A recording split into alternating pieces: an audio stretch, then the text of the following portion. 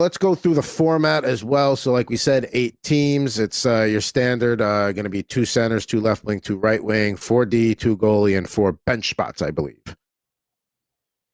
As always, if you are in a league with plus minus, please disregard it. You don't need to worry about it. It's not important.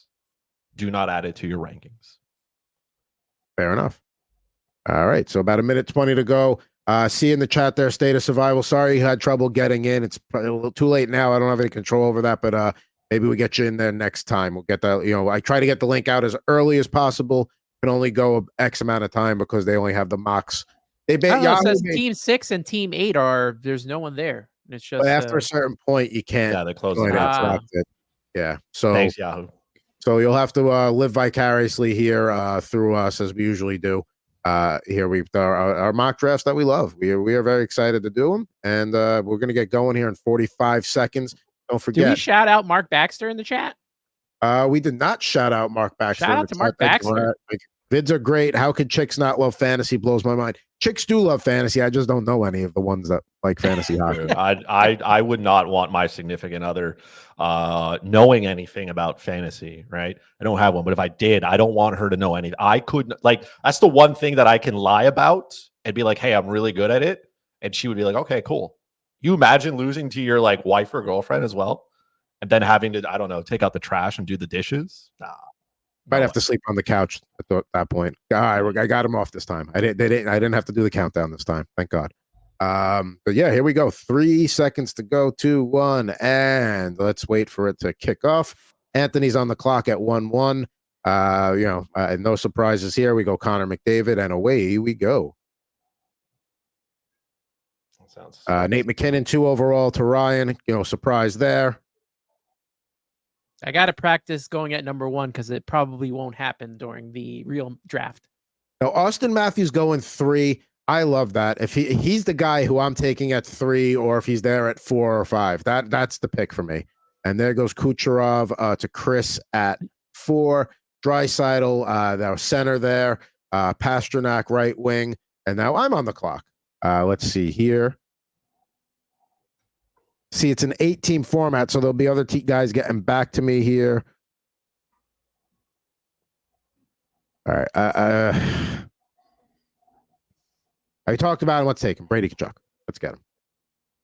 There goes Panarin and Rantanen to Team 8, and I'm going to take Mr. Makar on the way back. I'm going to do exactly what I spoke about earlier, getting that Tkachuk-Makar pairing. Usually it's flipped the other way around, but it was managed to do get what I needed there. 8-team mock here. Here we go. Since this is a hits league, my apologies, man. I know I said nice things about Kirill Kaprizov, but I can't let JT Miller just not exist. There we go. And yeah, again, 2 less teams means you have more options at positions you're not used to. So it's a good thing, and sometimes it's a bad thing because you really don't know which way to go. So then there we go. So wrapping up round 2 after JT Miller to Chris. We had Jack Hughes, Quinn Hughes. So the Hughes brothers going back to back, and Anthony's on the clock here. Let's see who he pairs with. Connor McDavid. Why not, right? Yeah. That's fair. Can't go wrong there. And you go again, so we'll see what's up your sleeve here. We looking goaltender. We looking defenseman. We're looking for another forward. 15 seconds on the clock here for Mr. Rivera. And he takes Igor Shesterkin. So he gets 2 forwards and a goalie. No blue line yet, but good top 3 there. Then Forsberg, another left wing we talked about. We had him at 6 in our rankings. Goes to McKinnon and Hughes. There goes Elias Pettersson. So Charlie, it looks like here, he's got a couple of centers and 2 of them with left wing eligibility as Chris is about to make his 3rd pick. He took Nikita Kucherov and JT Miller so far. We'll see. I would say he's going to go defense, but we'll see. Oh, no, a little too early for that. I'm going to take Zach Hyman here. I like that pick. That's a good one. So yeah, you got your center, your left wing, and your right wing to start, and Hyman can play on both sides. Connor Hellebuck, the second goalie off the board, and Sam Reinert. And now my turn to go here. Let's see. So picking. It's a little too early. You know what? Do it. Yeah, let's go Evan Bouchard. We're gonna get two defensemen right away. There goes Crosby and Kreider. And now I can get my goaltender and get the pick value that I wanted a little closer to where they're going in the ADP. UC Saros, who I have slightly ahead of Jeremy Swayman. There goes Braden Point. Chris on now on the clock after Roman Yossi goes. So I'm kind of happy with my build so far. Now I got to make sure. I know there's going to be more quality forwards out there with it being an 8-teamer, so that's why I'm kind of waiting a little bit. There goes Jake Gensel. I wanted Yossi there. That's it's unfortunate. Have our first snipe of the day. Yeah, from Sean. I did mention in my tweet that I was not going to get sniped, and that didn't happen. So Jason Robertson goes there, and Bjorn's on the clock here. Let's see what he's going to do. He takes Jake Ottinger, so he gets his goaltending situation locked up. Anthony now wrapping up the 4th round and about to kick off the 5th round. Let's see what he does with his 2 picks here. So Victor Hedman 1. Unmute yourself. Double dose of defense for you. There you go. All right, you guys have been watching, haven't you? I mean, listen, you still got to play the same amount of defensemen in an 8-team draft. They're going to go a little bit earlier. We have a little bit of a stretch of green there with Hedman, Dahlin, and Fox going 3 consecutive picks, with Bjorn adding his 2nd defenseman there. So then Mitch Marner going to Oliver P. Then Connor Bedard, strong pick there as Sean is on the clock here. Bedard is not going beyond the 4th, 5th round in both drafts. So if you're somebody that really wants him, you gotta go get him.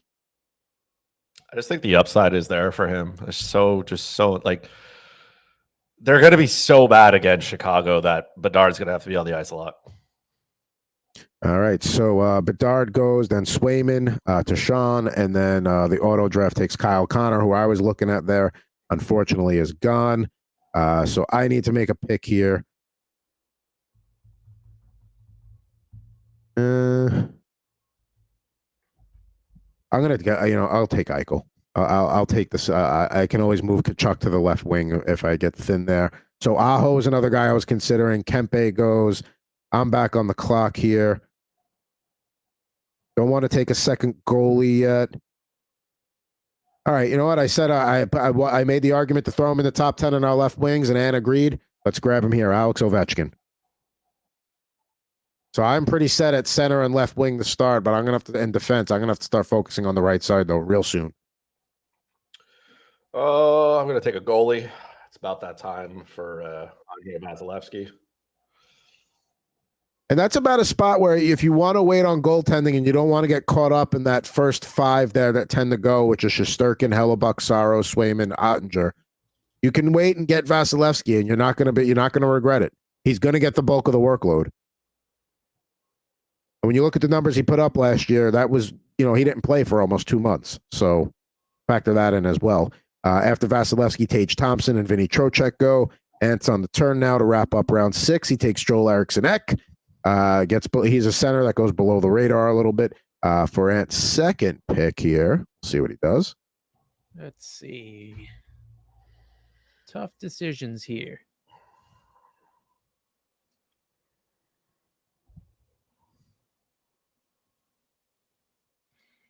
Gonna go Sergachev. That's one of my blue line guys. Sorry to see him go, but listen, you can't go wrong with that. You got a pretty strong defensive core there with Hedman, Dahlin, and Sergachev. That's a pretty that's gonna probably be one of the better ones trotted out there. Although we'll see who Bjorn adds because he's got Hughes and Fox. He decides to take Alexander Georgiev. There goes Noah Dobson. That's Oliver P's first defenseman. Certainly not he waited and he still got Dobson. That's not a bad D1. Chris gets Wyatt Johnston, then goes Steven Stamkos, Sergei Bobrovsky, and now I am on the clock. So I need to figure out what I'm going to do here.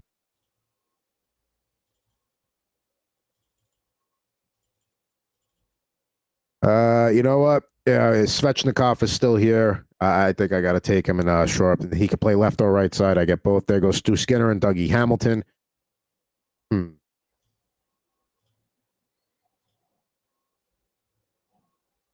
I'm kind of torn here on what I want to do. Do I really want to? Yeah, you know what? I got UC Saros, who should get a lot of wins and he'll get a lot of playing time. Definitely banking on a bounce back for this guy, but as a goalie too, I will gladly take Ilya Sorokin. There goes Charlie McAvoy after me, so that's the first defenseman for Team 8. There goes Clayton Keller, and I think Chris might have been sniped again. Not particularly. I'm trying to decide if I want to take this player or not. I'm assuming good things will happen. And you tell me if I'm right or wrong. Jesper Bratt, there he goes. I like that. All I like right. that move. He gets a little overlooked among the wings. He's in that like second tier, we'll say. You know, maybe in the middle or bottom, in the middle of that second tier, upper end of that second tier. But yeah, certainly in the what is that there? The 8th round. That's pretty good value for Jesper Bratt.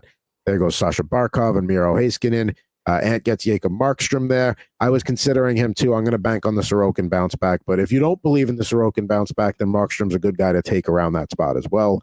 As Ant is about to make his second pick here. He's got both goalies and 3 defensemen, 2 centers and a wing. And he gets Carter Verhaeghe, who also has the left wing eligibility. Yeah. We talked about him. Wanted him in the top 10. Didn't make it, but I think he's up for a good year here and getting top line minutes. I feel like some axes are being grinded with some of these picks here. Like I didn't get him in. I didn't get him in my top 10, but I'm going to pick him now. So let's see. Bjorn on the clock here, waiting on his pick. 3, 2, 1. It looks like he's going to. Devin Taves goes. Okay. So he's got his 4 defensemen there. 2 strong centers, but only Forsberg on the wing. There goes Thatcher Demko to Oliver P. That's his first goaltender off the board. Let's move the draft board down a little bit. I like this man a lot. Matt Boldy. There you go. He doesn't get enough credit or respect. I agree. I am on the clock after John Tavares and Joseph Wall go.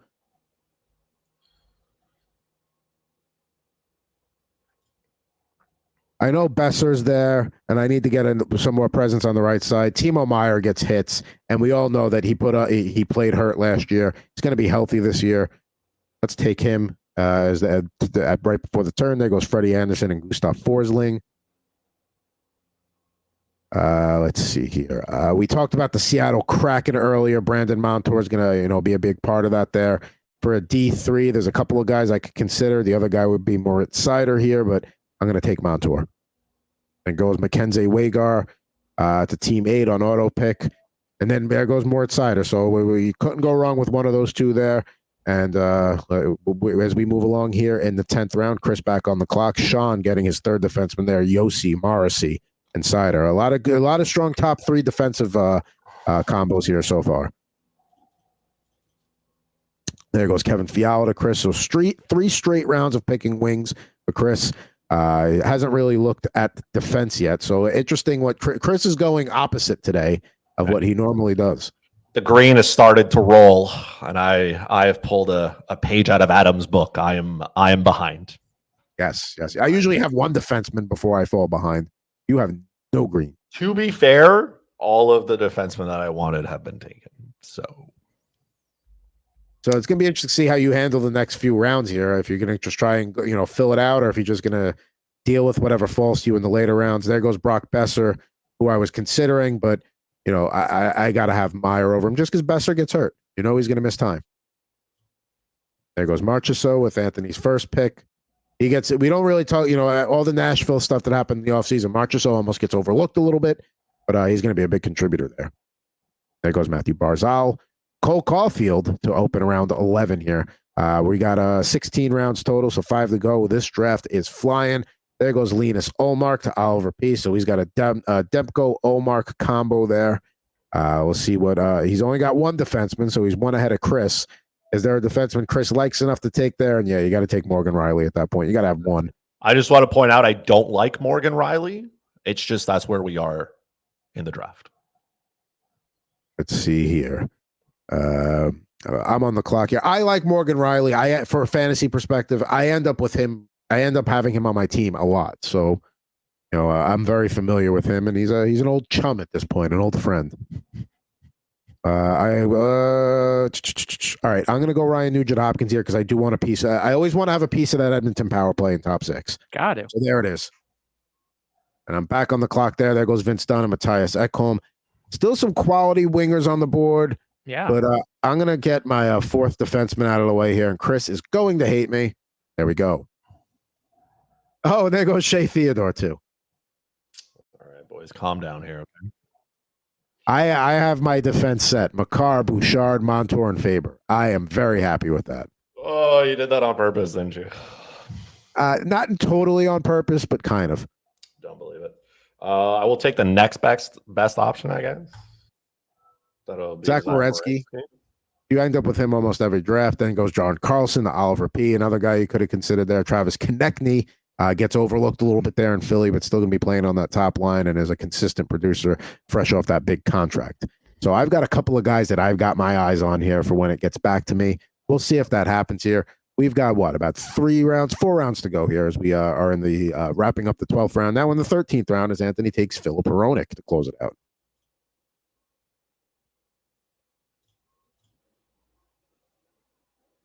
Decisions here. Then he goes with Brandon Hagel. That's always your guy. And then Dylan Larkin is a guy I was hoping that might have gotten back to me. We had that short recently about how he provides that value, even though he gets overlooked a little bit. Not one of the top centers, but consistently produces, and he's going to be on that top six, on that top line, I should say, and in the top power play unit with Kane. We see Aiden Hill, Brent Burns, and Rupe Hinsko as I am now on the clock. Let's see.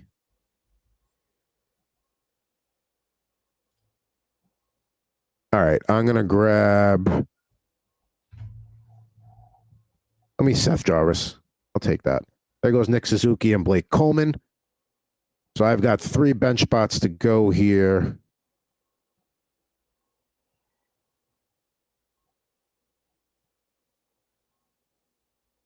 I don't love what I got. I'm not thrilled of what I've got available here, so I'm just going to take a guy that I think is in for a big year. Okay. That might have been a minor snipe on Chris, not intentional. Not completely. I need defensemen, so okay. You can't really look. Yeah, you're shopping in a different department right now. Yeah, I'm in a completely different aisle here. I'm probably not even in the same type of store. You guys are in a grocery store, and I'm in like a hunting store. There goes Bo Horvat, a guy who can get later in drafts. That's still going to be a really good center. Kind of like in that Dylan Larkin mode. There goes Erik Karlsson, Drew Doughty, Patrick Kane, and Ants back on the clock to make one of his last 3 picks here. Get some defense here. Get at least one more for the bench. Mike Matheson. I'm surprised Chris didn't take him instead of Carlson, but I guess Carlson's still there. You got to grab him. And let's see.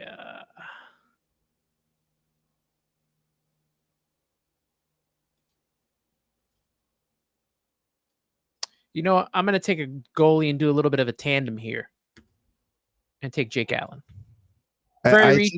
Very much reaching, but when Markstrom gets a day off, I could just plug in Jake Allen, have someone playing every day. I don't mind when you're getting the tandem, especially in a situation like the Devils, where they're probably going to rest Markstrom a little bit. Like, they're going to play him, but they're not going to make him a workhorse by any stretch, because that's not what you want to do with him. Let's see. I got a couple of picks. I got 2 picks to go here, so I got to make the most of it. I'm going to take a third goalie here. I know there's not a lot of bench spots, but you always like to have a little insurance in case somebody's hurt. So I'm going to take Darcy Kemper there. And then it goes Jordan Binnington. And then I think I'm pretty well, I got a good mix up front at forward. Love to have a bench defenseman to put in. So this is not a shot at you by any means, but I am going to take one last defenseman here. And that is going to be Mr. Noah Hannafin. There goes Kochetkov there for a second goalie for Team 8, or third goalie, I should say. Jacob Trouba goes. We know Chris was not going to take Jacob Trouba. He gets his 4 defensemen over his last 5 picks. Let's see what he does with his last pick is Thomas Hertel, which is a guy he's been grabbing in multiple drafts. Got 3 more picks to go here. It's not bad, but it's not perfect. I don't think you're not going to be in a good mood for the team recaps today. There goes UPL and Ilya Samsonov with Anthony. A lot of you have been listening, so that's good. I'm like a proud dad. And then Nico Hischier, which is weird to see him be a last pick of a draft, but hey, that's an 8-team league. That's what happens. And he was a guy I was considering too, but Yeah, certainly not a bad way to go last pick of the draft. So, without further ado, let's go with the team recaps. And Ant, you picked first, so why don't you go first? Yeah, let me make this screen a little bit bigger here. All right. Yeah, obviously, you go Connor McDavid number 1. There's no other choice. So you got to go McDavid. The fact that Kaprizov got to me at number 2, I like. But like you said, 8-team drafts, something like some things like that happen. So I'll take that. Igor Shesterkin as my top goalie. Then I went back to back on defense. Victor Hedman, Rasmus Dahlin. Thanks to Chris and everything that he has waxed poetically about Rasmus Dahlin. Had to take him there. Joe Eriksson Ek as well as my top 2 centers with Connor McDavid, Mikhail Sergachev, Jacob Markstrom to round out the goalies. Obviously, later on, I got Jake Allen to make that little tandem there. So there's no days off. Carter Verhaeghe, I waxed poetic earlier today. I had to take him as well. Jonathan Marchessault, I like on that Nashville line with Novak as well as Stamkos. So I think that they're going to do some good things. That line may end up being the top line at the end of the season. So I like that line together, and that's why I took Marchessault. Cole Caulfield, as well as Philip Hronek, rounding things out. Brandon Hagel, Matheson, like I said, Jake Allen, and then I assume that's Heischer's spot right there where it says on the clock. Yep, Heischer to round it out. Needed an extra center. Pretty strong team there. You got a good mix. I like your balance. I like everything you got there. Before we get to Chris's team, we usually do one team. So over Philip there, thanks, lads. Would love to hear thoughts on my team. Well, good segue there because we always do one viewer team, and you requested the 8-team format, so there you go. So here we go. Austin Matthews, Jack Hughes, who does have left wing eligibility, and so does Elias Pettersson. So love it. Definitely good start there amongst those 3, especially continuing with the left wing there, Jason Robertson. So Jason Robertson in the 4th round. That's pretty good. You got Mitch Marner in the 5th round, right wing there. So roster's filling out. Tage Thompson also has right wing eligibility. So again, just going heavy on offense with the forwards there. You almost got a little risky there. Luckily, Noah Dobson was there to be a top defenseman. So you have that anchored there. Barkov, good value pick there. Maybe getting a little too heavy at center at that point. Maybe you were hoping, and Demko is not a bad way to go in terms of the goalies there because Markstrom's gone and all the top ones are gone. I will say if you're going to take Demko, and maybe instead of Ukko-Pekka Luukkonen there or Luukkonen, excuse me, maybe you take Artur Shilovs there because you may want that Canucks goalie tandem. So that might have been a way I played it there. Linus Ullmark's going to get a ton of saves. Stützle plays left wing as well. Tippett, I believe, has both left and right wing eligibility. So maybe a little bit, you got some good stuff on the right side, maybe a little thin there. If you get an injury, you could be in trouble. Pretty good blue line there with Doughty, Carlson, and Dobson filling it out. So, For starting the defense so late, getting Noah Dobson at the point that he did, that's pretty good there. John Carlson, hopefully he stays healthy. Chris Letang as well. Drew Doughty, man, that's a solid defensive line there. These are guys that get you points, and I like it. I like what I see here. The goaltending is going to be questionable. Oliver. Let's be on. Let's look ourselves in the mirror here. We have Thatcher Demko with a bum knee. We got Linus Ullmark, who's on a terrible Ottawa team. And Ukko-Pekka Luukkonen is doing the best that he can with what he has. So that's definitely going to be the struggle there. But offensively, your team will definitely drag it. You have basically built the Edmonton Oilers. That's what you've done. You have built the Oilers, which is heavy up front. Defensively, it's good. It's good. Noah Dobson, John Carlson. I feel like John Carlson gets slept a lot. Even though Jacob Chikrin is there, John Carlson is still on the top power play unit no matter what. Drew Doughty is still a breathing body. Chris Letang, as long as he doesn't get hurt, like he's there. And then, your goaltending should be fun. That should push some gray hairs into your, hair. Shout out to, I'm sorry. No, go ahead. No, I was going to just say shout out to Lucio Mancuso. He was the one that requested the 8-team draft. He's got his draft in 2 hours, so he's doing a little prep work with us. That's right. Listen, we try to deliver. If you got required, we've got 2 mock drafts to go here. So I plan on doing a 10 and a 12. So if anybody's got any preferences there, we'll see. Let's see. Oliver's chiming in. High upside goaltending, lads. I'm in Vancouver. Demko will be back. I hope so, man. But yeah, if Demko is back, yeah, now you're okay. Now in a league where saves are a category, or maybe they're weighted a little bit, that's where maybe Linus Olmark comes in as a good goalie too. There, it's not going to get you the wins, but it'll probably get, and maybe not the goals against, but we get you a few of the other things as well. So now we go to Chris's team, the moment we've all been waiting for here. This explains a lot, though, Oliver. The Elias Pettersson and stuff like that. I guess we see that differently, but it's good to know. I'll wait for your hate tweet later. What did I draft here as my team here? Okay, so I did the best that I could with with what I had here. I think to me, getting Nikita Kucherov there was obviously important. JT Miller, he hits, he racks up points. He is the 1C in Vancouver. He could also play the wing. Don't get it twisted. Zach Hyman, obviously, I'm a big fan of Zach Hyman as long as he picks up the points and everything that he needs. Then we go, Connor Bedard is still, Jake Gensel. Obviously, somebody's got to pick up points there. So the pairing of Kucherov and Gensel made me very happy. Connor Bedard is the most elite player in that Chicago lineup. I can't believe you guys keep letting me get Andre Vasilevsky at a discount. I feel like I'm buying, I'm at the thrift shop and I'm finding like a Gucci belt for like $4. Wyatt Johnson, because I think he's going to be fine. The wing position here, we're going with the upside here. Jesper Bratt, Matt Boldy, Kevin Fiala. I still think Fiala can be like a 35-plus goal scorer. He just has to figure it out in LA. Maybe the loss of Victor Arvidsson gives him a little bit more opportunity. Matt Boldy to the moon here. I really feel like Minnesota. Their depth Matt Boldy. I do, man. Matt Boldy's going somewhere. If you don't get Kirill Kaprizov, Matt Boldy's the consolation prize. And Jesper Bratt, I feel like he's there, but nobody talks about him.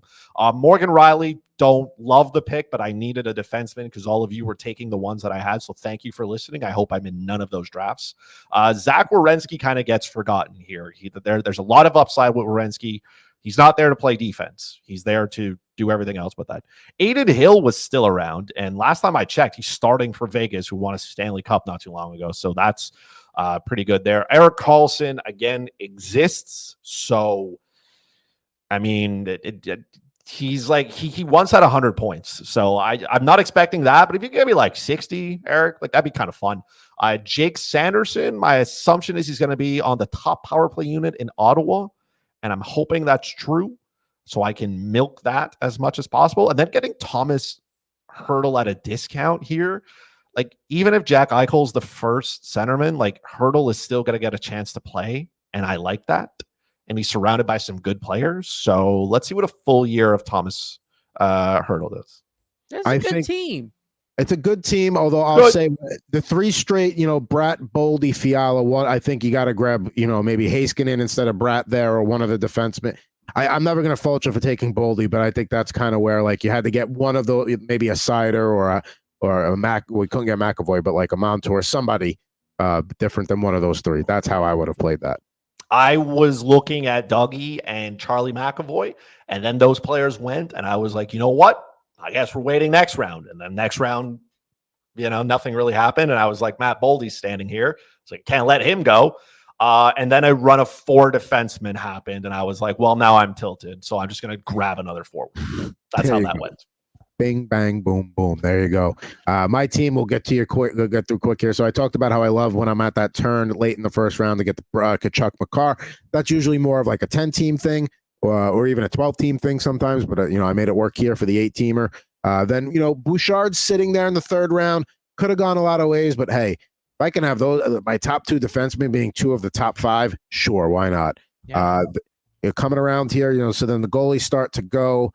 I don't usually like to get away. I don't usually like to leave a draft without a top 5 goalie.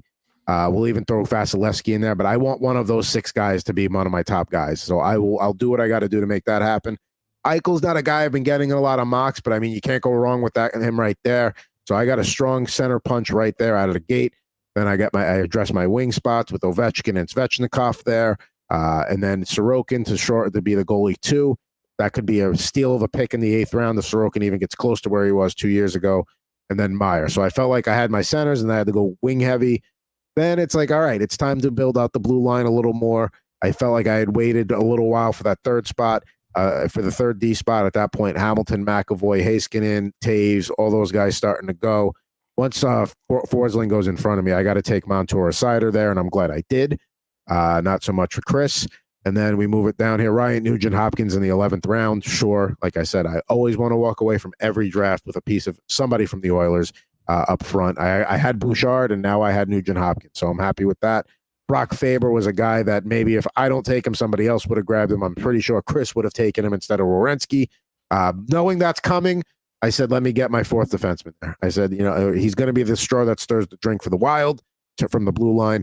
And then just rounding out here with some good picks, Jarvis, Lafreniere. We talked about the expected increase for him. And Yahoo's telling me it's time to wrap it up. But I can bring it up on my other screen here. Yeah, bring it. I can bring it back up. That I like the defense group defense. is disgusting. You should have not. You should have not been able to get all four of those players. That's fantastic. That is wild. And that is a whole lot of upside on that blue line. I'll say this about the back end of the draft. When you miss out on those top 5 players, top 6, that back end of the draft, if you're getting Brady Tkachuk and Cale Makar, I think that's the best of the back end that you could possibly get. We already talked about Brady Tkachuk today and why you should be taking him. Cale Makar, best defenseman, right? Consensus. We were already consensus on that when we did the top 10 defensemen. I like that. And then to round it out with Montour and who else you got Faber, and I like that. When it comes to the left wing and right wing eligibility, I always have Brandon Hagel and Alexis Lafreniere like ticked off. Like if they come back to me, I'll take one of those two guys. But I like it, man. Good stuff.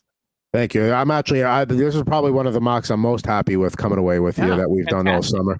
And I have to make the case for Darcy Camper. And listen, I get it. Is he the best goalie in the world? No, but he's about to go to a team that plays a very strong defensive game with the Kings. He's going to a much better situation than he had. I could see it being like a 60-40 workload with him and Riddick, but if he plays well, he's just going to get more and more of that crease share. So isn't he a Stanley Cup champion? He sure is. I mean, with the Avalanche. So and listen, it was trading one problem contract for another. With the Pierre-Luc Dubois Kemper trade, we talked about that however many episodes ago.